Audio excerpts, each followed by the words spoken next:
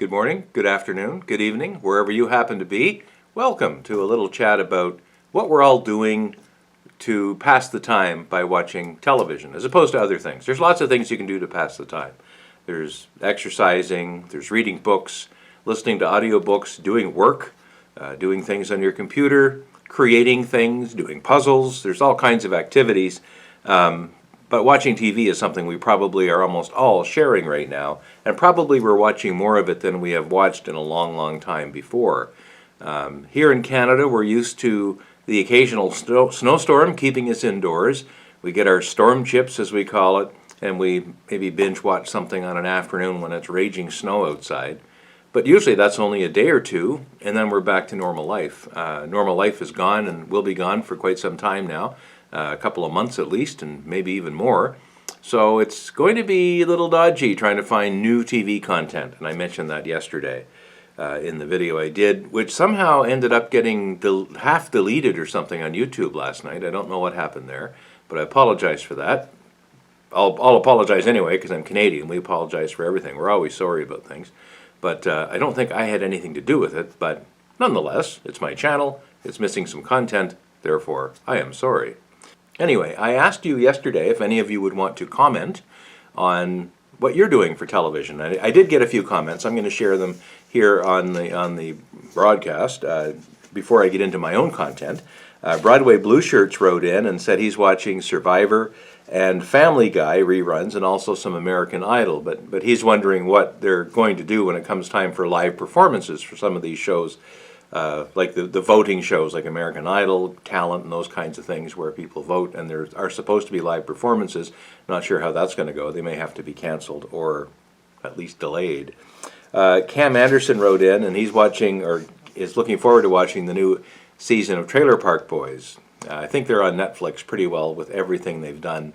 They're a Canadian comedy troupe that's based in Nova Scotia, just over there, and they're funny guys and gals. And I haven't watched the last few episodes, or the last few seasons rather, but I was engrossed in the first several seasons of Trailer Park Boys because being from the area myself, I could see in those characters people that I actually knew that were very similar to those characters. And as crazy as some of those antics sound, they're not that far off the mark. William in Pittsburgh, he had a great idea, which I'm going to get to, and it reminded me of something that I had not put on my little list of things to talk about today. But William watches a lot of PBS Masterpiece theater shows, and truly, they are exceptional. I like the calm nature of those. There's different dramas that they will show on Masterpiece, which is really good. And he likes watching obscure biographies of 19th century U.S. presidents. Interesting. I think I would like exactly the same thing. And that reminded me of some of the other documentaries that PBS and others, but mainly PBS, have aired over the last 30 years, really.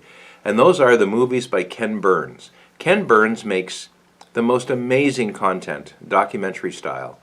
And anything he does is good, even if it's a subject that you're not interested in.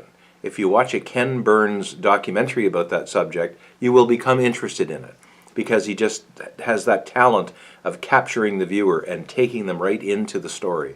It's so well done. The ones that I've watched and really enjoyed were the ones he did on the Civil War. The one recently done on country music. I think there were 6 episodes, 2 hours each in total. It was a journey from the very beginnings of country music in the Appalachian Mountains in the 1800s all the way through to today. And it was just fantastic. And it aired on PBS I think about 6 months ago is when it was on, and it was just wonderful. And it's still available in places where you can watch and stream and download and all that. He did one on the Roosevelts. He did one on the Vietnam War. All of those are just fabulous. My favorite Ken Burns documentary, though, was called Empire of the Air, The Men Who Made Radio.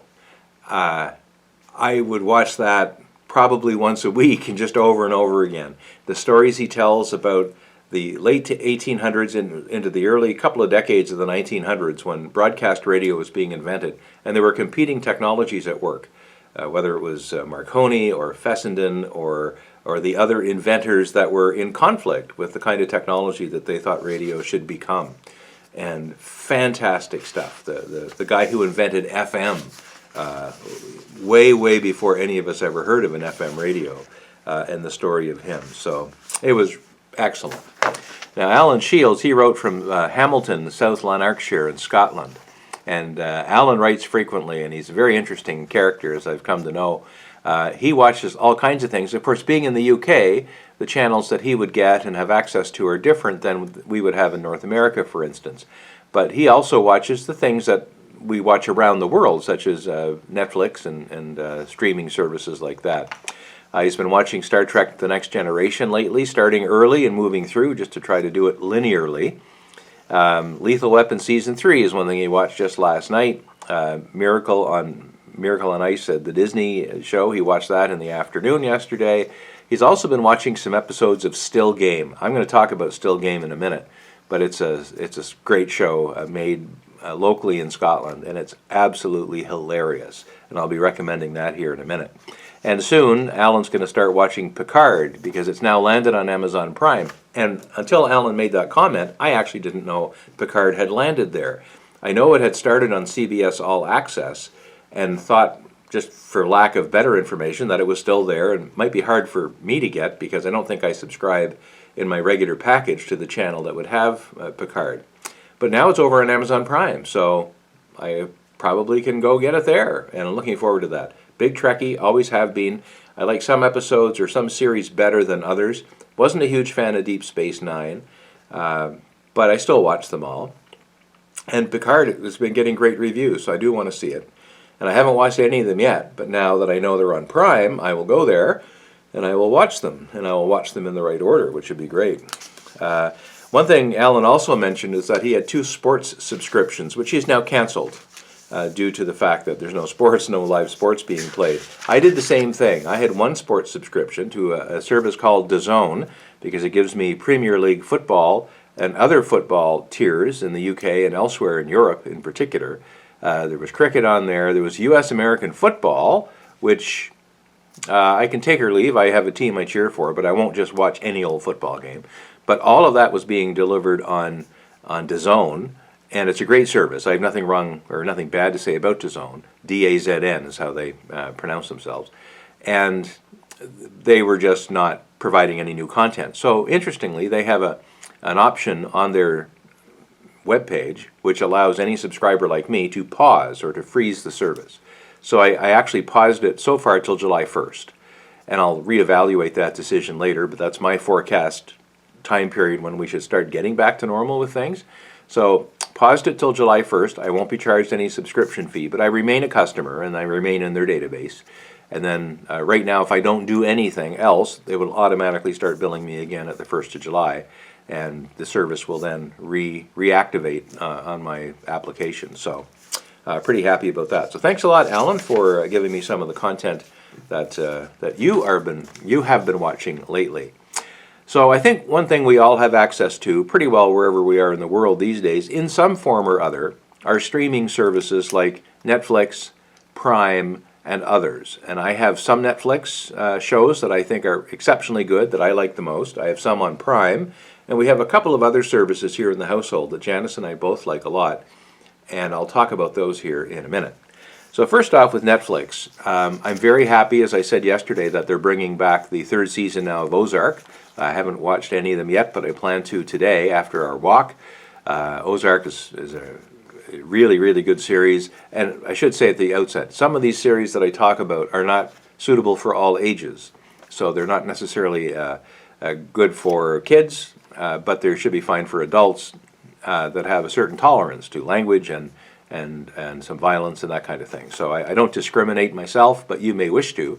But the shows all have that warning at the beginning anyway, and you can probably figure out quickly which ones wouldn't be suitable for your household. And I should also say, not that it should be any surprise, I'm not affiliated with, nor do I work for Netflix, Prime, or any other streaming service, so I'm not being paid to say any of this, nor do I have any compensation for doing it, or complimentary subscriptions or anything. I pay the shot. I like what I like, I don't like what I don't like, and I may cancel any of these at any time if I become dissatisfied. So I like Ozark. I love Outlander. It's on an American network and a Canadian network as well. The latest season is on there once a week. We get it on Sunday nights. I think in the UK they might get it Saturday nights, but we get it Sunday nights. But the older seasons are all on Netflix. And if anyone hasn't started the Outlander series, you should probably go back to the beginning. It's a really great story that Diana Gabaldon has created in her books that have now been transferred to movies or TV shows. Comedians in Cars Getting Coffee. It's a great series. They're all short, so if you don't have a lot of time, if you're busy doing things, it's mealtime, whatever it might be, if you just want to kill 10 or 15 minutes, go to Netflix and watch Comedians in Cars Getting Coffee. Jerry Seinfeld, in a vintage car, a different one each time, goes driving around either New York or Los Angeles, typically, with a comedian or other public figure. One time he went to the White House and had dinner with Obama down in the basement in the cafeteria. It's hilarious. It's very lighthearted. It's something not to be missed, and it's a treasure. Jerry Seinfeld is a genius, and he's on Netflix, and all of his stuff is there, which is great. And now to Still Game. This is one that Alan recommended a little while ago. Still Game is the most funny thing. They actually made 7 seasons of Still Game. They made 5 contiguous seasons from the mid-2000s to the early 20-teens. So there are 5 seasons there. And then they had this long pause. And they came back in, I think it was 2017, and made 2 more seasons with all the same characters and actors. But I don't think the last 2 seasons are on Netflix yet. But even if they're not, the first 5 seasons are on Netflix, at least in Canada, and I presume in the United States. And they are absolutely hilarious. You may want to turn subtitles on as well. And even if you do, you may not understand all the words. Basically, it's 2 fairly young actors who are playing these 2 old codgers, these pensioners who live in this high-rise, probably rent-subsidized apartment for pensioners in just outside Glasgow. And the interactions they have with them and their neighborhood and their local convenience store and the local pub, and the 2 of them, the way they go on, is absolutely hilarious. Jack and Victor are the characters' 2 names. And we have watched the entire thing. I managed to find seasons 6 and 7, and we watched them as well, but the first 5 seasons. Turn on the subtitles because it's a very, very sharp Scottish brogue, and even then, some of the words they use, even if you can understand the word, you're not quite sure what it means. So it's not a bad idea to have the subtitles going. But I guarantee you, if you have any sense of humor at all, you're going to love Still Game. On Amazon, they've really upped their game in the last couple of years with the kinds of shows that they have on their lineup. I just finished watching the last episode of The Man in the High Castle. Watched all the seasons in fairly short order. I didn't start watching it until a few months ago, and I rationed myself. I watched a couple a week. But man, what a series that was. And the first season, they don't have a lot of production value in the first season. There's not a lot of special effects or big scenery, but it's still effective. Once they get into the second season and then beyond, it gets really, really, you can tell that they've decided, oh, this thing's going to be a hit, we better throw some money at it. So they've got much better scenes and sets and stories, but it's just absolutely tremendous show. So I highly recommend that. Another Amazon Prime series that we both, Janice and I both really love, is the Marvelous Mrs Maisel, starring Rachel Brosnahan. And she plays this comedienne in the 1950s and early 60s in New York, where, and I won't ruin the story, but basically she lives in this very, very posh neighborhood in the Upper West Side, I think it is.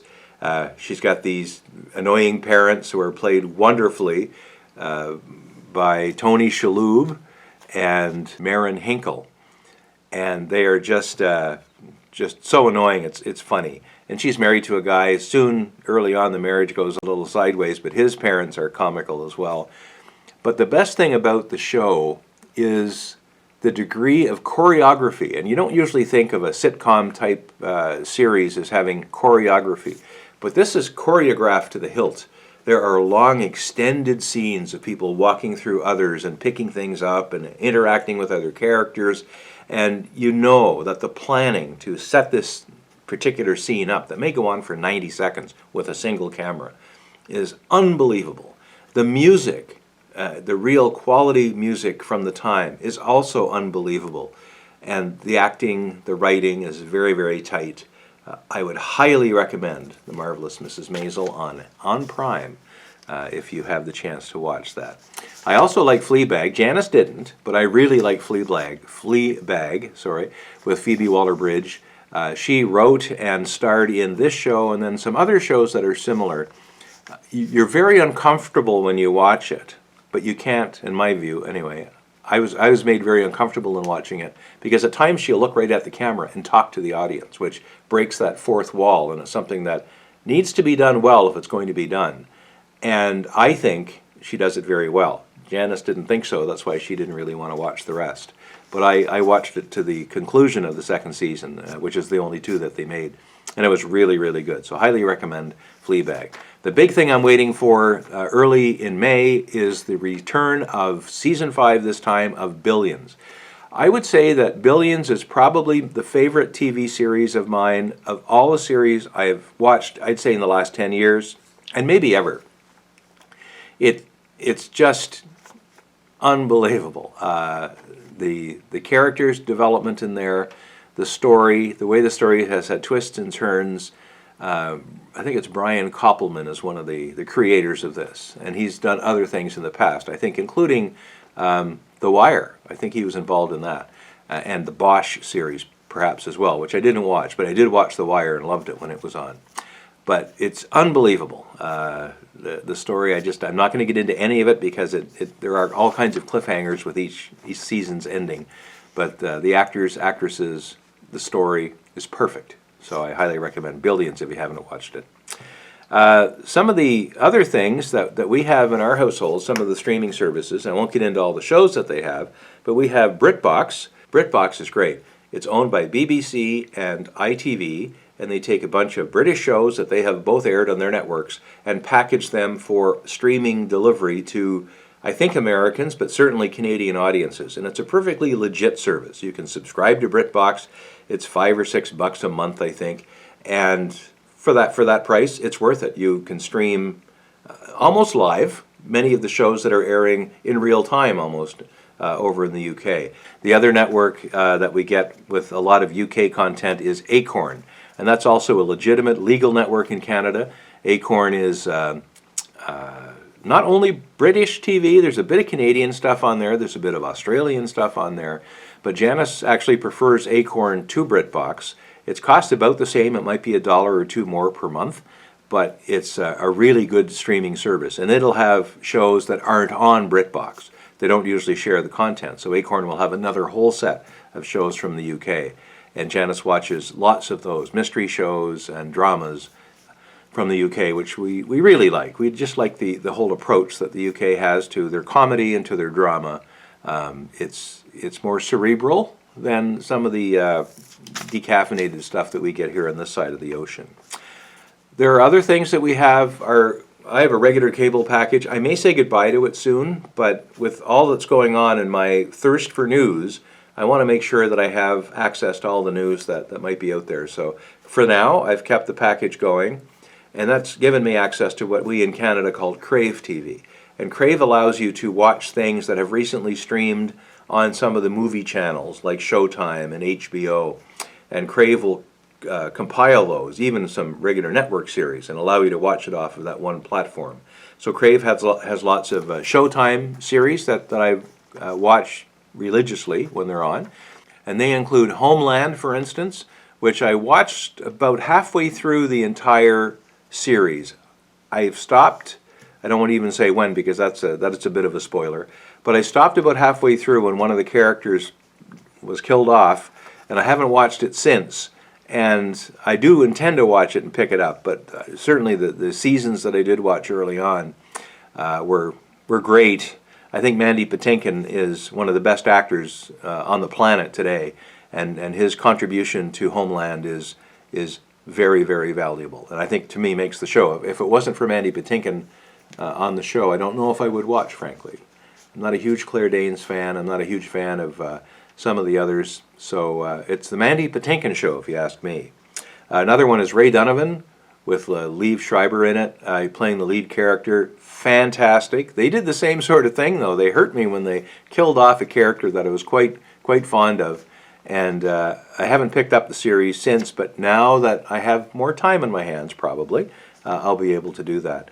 One show that I'm really looking forward to, its resumption, is The Affair, starring Dominic West and Rachel Wilson. It's an unbelievably deep, troubling, but irresistible TV series. And I first really became attached to The Affair in season 1, when what they would do is they would take the hour-long show and they would split it in two.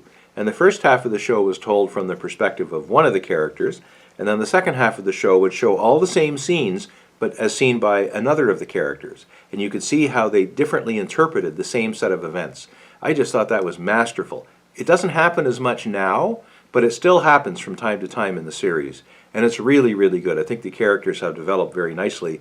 And the storyline has changed considerably, but still maintains an interest from at least me as a viewer. So I vote thumbs up for The Affair. Another one I really like is The Circus, where they have 3 political reporters who just follow around election campaigns. And now this is 2020, this is an election year. They spent the early part of the year knocking around in the primaries. The 3 reporters are really good. And they follow these campaigns around it's almost a behind-the-scenes look at the campaigns from both the Republican and Democratic sides of the election that will be coming up here later on in 2020. And another series that Janice and I really liked was one on Showtime called Episodes, and it stars a couple of British actors along with Matt LeBlanc, who played Joey from Friends. And he plays an older actor. He plays himself, actually, in his real, his real entity, his real name. And these 2 other actors from the UK are essentially showrunners or writers of this series that he's now starring in California. And the interaction between and among all these characters and episodes is really, really funny. It's really well done. So that's my favorite stuff on television. At least of the pre-produced drama variety. I watch a lot of news. I watch the BBC. I watch CNN. To a lesser extent, MSNBC. To almost a zero extent, Fox News. And I watch the CBC News World channel here in Canada, as well as CTV has a national news channel as well. I'll switch back and forth between them. And I'll watch our local news, of course, to get updates on what's happening with our scene here in Prince Edward Island. For a while, CBC actually canceled our local suppertime news hour show, but there was a lot of protesting about that and some gnashing of teeth, and I think some people got yelled at on the telephone. And as of just last week, around midweek last week, they reactivated our local news show, and I think others elsewhere in the country. So CBC, I think, realized that feeding everybody's news out of Toronto all across Canada wasn't going over very well. And it certainly wasn't doing the duty that, in my view, CBC has to Canadians. They have a mandate as our national broadcaster to provide us with the most up-to-date information and as focused as absolutely possible. And if they're not doing that, then I don't know that they deserve my tax dollars. So now that CBC is back online and doing local news again, I'm a lot less angry with them than I was. But they could still do so many things so much better, but that's maybe for another show.